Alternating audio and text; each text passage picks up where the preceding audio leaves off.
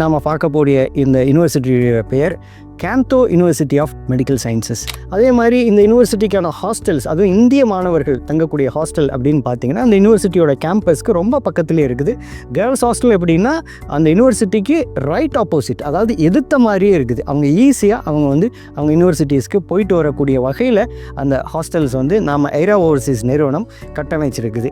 அதே மாதிரி அங்கே இருக்கக்கூடிய அந்த லெபார்ட்ரிஸ் அதுவும் பார்த்திங்கன்னா அந்த ஃபைனஸ்ட் குவாலிட்டியில் நீங்கள் இருக்கிறத நாம் பார்க்க முடியும். அதுவும் போக ரொம்ப குறிப்பாக அந்த கேந்தோ யூனிவர்சிட்டி ஆஃப் மெடிக்கல் சயின்சஸ் அப்படிங்கிறது அந்த நாட்டுடைய கவர்மெண்ட்டால் நடத்தக்கூடிய ஒரு கவர்மெண்ட் யூனிவர்சிட்டி. அதனாலேயே அது ரொம்ப பிரபலமான ஒரு யூனிவர்சிட்டியாக இருக்குது.